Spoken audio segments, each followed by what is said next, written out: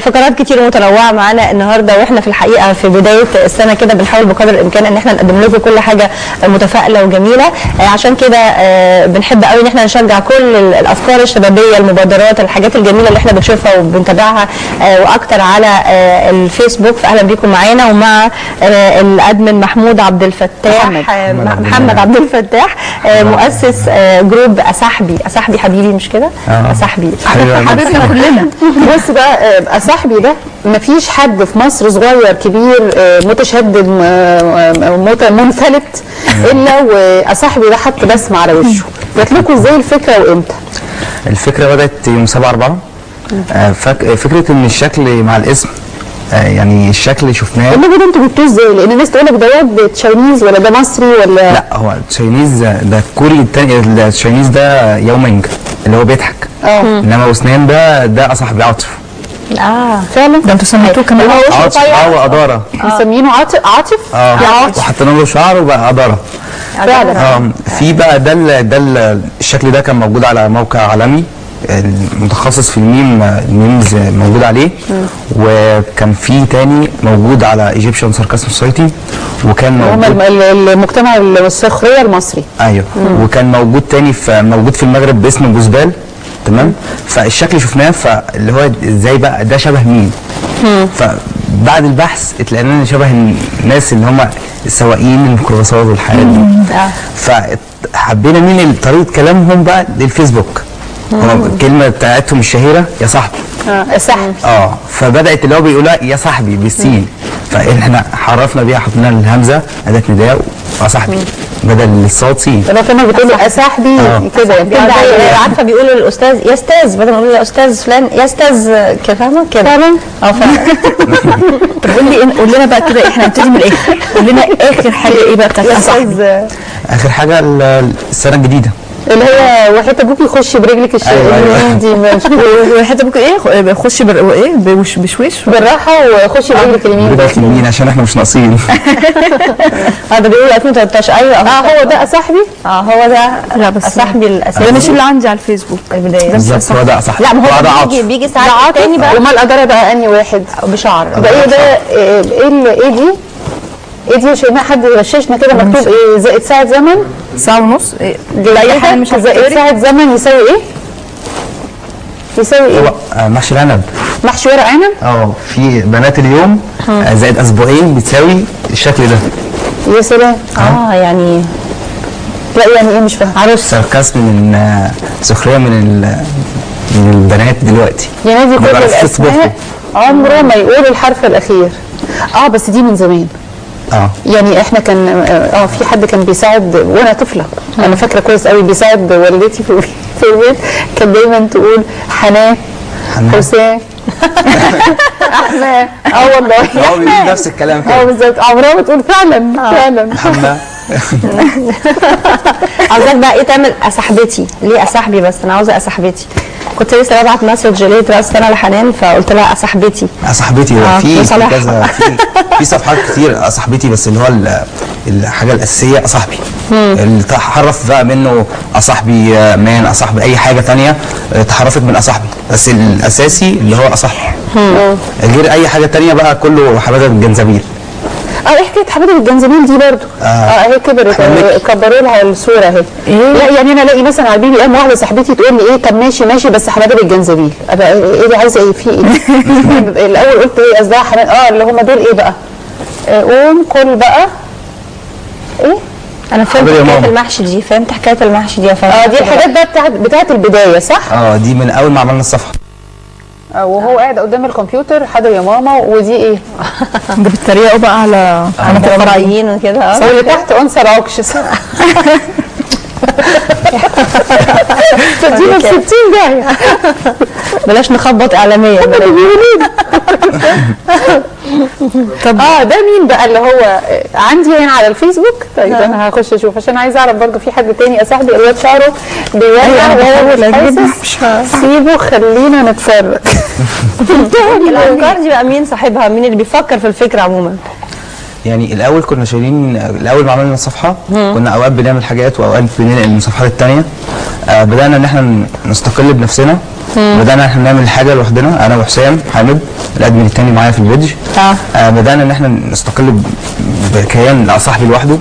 بدانا نعمل حاجات بنفسنا. هو الاول كان ايه؟ ما كناش يعني في البدايه كنا بنعمل حاجات وبننقل حاجات نقل يعني كان في الاول نقل مجرد لا مش نقل يعني 50% حلو. بدانا بعد كده مع الوقت بقينا احنا شايلين 100%. بعد كده الناس حبت تشارك حبت الفكره سمعت والناس حبت الفكره. الفيسبوك وكله صاحبي وكوميكس والناس حبت الجو وبتحب تضحك في وقت اللي كان في ناس كآبه يعني الناس كانت بتدور على الضحكه. فبدانا ان احنا نخش بقى من مكان السخريه ده لقلوب الناس يعني. انت المصري طريقه وقلبه ضحكه خلاص دخلت قلبه. صح بالظبط. طب قولي بتبقوا مثلا عايزين الواحد ساعات بيبقى عايز يعبر عن بعض الاوضاع السياسيه اللي بتحصل في البلد بس مش عارف يعبر، خايف. انتوا بتعبروا بجرأة؟ لا هو مش بيخاف، ما بيهمكوش حاجه. وما حصلكوش مثلا حد ادالكوا كومنت، ادالكوا تعليق، تحذير، ارهاب؟ كايه مسؤول ولا كمسؤولين؟ لا ما فيش اي حاجه، ما فيش اي حاجه. انما السخريه السياسيه عامه احنا مش متخصصين في السياسه بس، متخصصين في السخريه الاجتماعيه الرياضيه اي حاجه ما فيش. افكاركم بتستقوها منين؟ يعني حد بيديكوا افكار، ممكن حد يرجع لكم فكره، يرجع لكم يعملوا عن حاجه معينه، بيحصل ده؟ في الناس لما احنا كنا بدات الفكره تنتشر، الناس حبت تشارك في الموضوع وبدات تبعت لنا حاجات وهم يعملوها. وفي ناس كانت بتبعت لنا افكار واحنا نبدا ان احنا نشتغل على الفوتوشوب ونعملها احنا بنفسنا وننزلها باسمهم. ويعني انتشرت الحوار الكوميكس ده انتشر كتير جدا وبقى في فيديوهات كتير جدا باسم صاحبي. انا لسه حالا اهو دخلت على الفيسبوك بتاعتكم وعملت لكم لايك بجد، لان انا كنت بدور على لايك قبل كده. في واحد كمان لا ما كنتش عامله لها لايك قبل كده. في واحد كمان انا عايزه اوريه لك لان ده برده منتشر جدا على الفيسبوك، اللي هو شبه الصيني ده مضروب بقى. ده الصيني، ده ياو مينج لاعب كره صيني. ده بتاعكم؟ لا ده مش بتاعنا. بتاعكم؟ لا ولا هو ده الاساسي الرئيسي؟ ده حاجه مين بنستخدمه في الكوميكس بتاعتنا مش اكتر. انما الاساسي بتاعنا عاطف. اللي هو عاطف ده اللي هو اسنانه مكسره بالظبط وشعره عامل مش عارفه ايه. لا وبعدين السين بتاعتكم ده عاطف. يشتري جزمه من العتبه ب 20 جنيه باعها في مدينه نصر ب 100 جنيه. هو ده عاطف مش كده؟ ايوه هو ده بقى. بصي التاني بتسالي عنه اهو، اسمه ايه قلت؟ ايوه ده هو ده بقى. ده مين؟ ده مين؟ ده ياو مينج. ده تبعكم. ده اللي بنستخدمه اوقات في حاجات زي الجوكيتس زي دي بنستخدمها فيها. لا هو ده مجرد رؤيته بتضحك يعني اكتر من عاطف. والله يعني ده مؤثر جدا شكله كده، اللي هو تحسه بيتكلم. لما كنت اغلب الوحش في سوبر ماريو كنت ممكن اوزع صناديق بيبسي على الشوارع. كلام ملوش اي معنى بس بيضحك. اكتر حاجه حاسه انها علمت بقى مع الناس كان ايه؟ اكتر حاجه جه عليها كومنتات وحسيتوا انها مؤثره فعلا كانت ايه؟ احنا كتأثيرا كنا مقصرين في الانتخابات الرئاسيه جدا في الإعادة. كنا حوالي 600,000 لايك. فال 600,000 كان كلهم اتجاه واحد. فاحنا ما كناش عايزين نيجي على حق دم الشهداء ونيجي نخش في الموضوع ده، فكنا جايين اللي هو يعني لمونه. تمام. بس فمشينا في الطريق ده وكنا بنوجه الناس لكده. فكانت من سبب انتشار الصفحه. ايوه كان من سبب انتشار الصفحه ايام الانتخابات الرئاسيه كانت السخريه بتاعتنا من في المرحله الاولى كانت من جميع الاطراف. يعني يكن عبد المنعم مفتوح، دكتور عبد المنعم مفتوح، حمدين صباحي، البرد، اي حد كان ما فيش حد بيطلع تحت ايدينا. هي اللي انتوا عاملينها دي. ده ابو اسماعيل، ابو الفتوح، ابو الحرير كلهم. مكتوب ايه تاني؟ مكتوب ايه تحت؟ انتخابات الرئاسه دي ولا اجتماع مجلس اباء؟ لا في واحده ثانيه كمان اللي هي حكمه اليوم: لا تقارن حبيبتك بامراه اخرى، ممكن تكون الاخرى ورده لكن يا جماعه الجميع ارضى بالبصره اللي عندك وخليك ساكت. لا ايه نكت؟ طب انتوا بتجيبوا النكت دي منين؟ عندكم حد بيقول لكم النكت؟ في اللي هو في ناس بتشارك، في ناس بتشارك معانا تبعت لنا الحاجات على البيج واحنا بننزلها باسمها. فعلا اي حد حابب انه يشارك بيبعت واحنا بننزل حاجه باسمه. طب قول لي يا محمد، انتوا عملتوا حاجه وندمتوا ان انتوا عملتوها؟ يعني عملتوا مثلا كاريكاتير حاجه معينه اثرت بشكل بالسلب على حد، او ما كنتوش متخيلين انها تعمل رد الفعل ده وزعلتوا ان انتوا عملتوه؟ لا خالص. خالص؟ لا خالص. احنا زي ما قلت لحضرتك ان احنا مفيش حد حتى الاتجاهات اللي واجهتوها في الانتخابات ناحيه حد معين دي كانت حاجه كده استثنائيه. انما بعد كده الحياديه تامه، يعني بننتقد كله بنسخر من كله، مفيش اي حد بيطلع من تحت ايدينا. ما جالكوش حد مثلا يستخدمكم كنوع من انواع الدعايه لصالحه؟ يعني ياخدكم تبعه، يعني زي ما بنقول احنا اتعرض عليكم يعني اتعرض عليكم. هو كان في تلميح، مش هنقول من مين، بس يعني كان في تلميح. كان في تلميح وفي اللي هو وسائل الاتصال وكل حاجه، بس بقى احنا لا، احنا مستقلين، احنا بنسخر من الوضع بمزاجنا احنا. نعم. احنا مش اللي هو يعني انتوا ما فكرتوش تستفيدوا من حاجه زي دي؟ استفاده ماديه ولا؟ طبعا هي استفاده ماديه كبيره. هو كاستفاده ماديه في اكيد طبعا، عند شرع صاحبي واحنا حافظنا حقوقنا في الموضوع ده. صاحبي وعاطف في الشكل، وسجلنا الحقوق الفكريه والادبيه وكل حاجه. في ان شاء الله في حاجات مفاجآت قريب جدا. انا عرفت، ممكن خمنت برنامج مثلا زي سيدة الحفيظه فعلا رمضان ان شاء الله. طب انتوا كنتوا عاملين حاجه انت كنت عايز تتكلم عنها، التحرش؟ ضد التحرش كنا من اول الحملات اللي احنا عملناها والحمد لله نجحت. كانت برضو من اسباب انتشار الصفحه، وكانت الناس حبينا ان احنا ننقل الصفحه من دي واحده تحرش غريزه حيوانيه. بس دي بقى ده عاطف، ودي مين بقى؟ اداره. ان شاء الله. دي حبيبته وصاحبته. حبيبته وصاحبته. أصاحبي ضد التحرش، حملة أصاحبي ضد التحرش. عندك أي فكرة تتعمل كوميك أو ده أنتم منزلين للناس أنا متحرش، أنا حيوان، كانت تدان أصاحبي، خليك راجل مش مان. طب انت في كده حاجه عديتها مره الكرام؟ لا احنا عايزين نرجع تاني البرنامج اللي في رمضان اللي جاي عليك صح كده، عريض وجبتها وبتتحرش مسلسل. الله، طب مين مسلسل كرتوني؟ طب احكي لنا بقى يعني ايه؟ قولي لنا اي حاجه. خلاص احنا يعني خلصنا العقود، بدانا بقى هنبدا شغل قريب جدا. في خدمات على الموبايل ان شاء الله. في احنا بينزل عمود كل يوم في الوطن. بينزل لنا كوميكس كل يوم في الوطن. في ان شاء الله في تطورات جديده. يعني انتوا مش بتستفيدوا ماديا ابدا قبل كده؟ اكيد ما كانش في اي استفاده ماديه. ما كانش هدفنا اصلا مادي. هدفنا ان احنا نعمل الصفحه من الاول اصلا في وقت فراغ. ما كنتوش متوقعين الرد الفعل الفظيع ده خالص. طب هي بتكلفكم ماديا؟ يعني كان في عبء مادي عليكم؟ مش هي في الاخر كلفتنا ماديا كتير جدا. ففي الاول كانت مكلفانا جهد يعني كنت بقعد 12 ساعه مجهود وقت طبعا. يعني تقعد 12 ساعه، يعني 12 ساعه و12 ساعه. انا وحسام 12 ساعه و12 ساعه.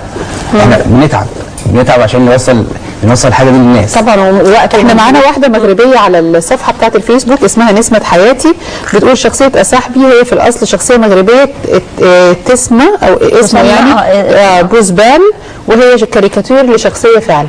انا قلت هو قال كده فعلا يعني حاجات ثلاث هم موجود في 3 حاجات. كان موجود في بوزبال في المغرب، وكان موجود على الموقع العالمي ده، وكان موجود في ايجيبشن سيركس سوسايتي. ده جميل والله.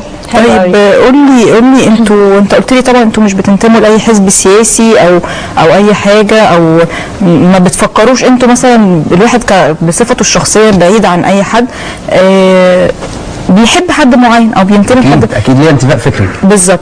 انت بقى ما حاولتش انت الفتره اللي فاتت دي او الفتره حتى اللي جايه ان انت زي ما بنقول باللغه العامه تظبط الشخصيه دي؟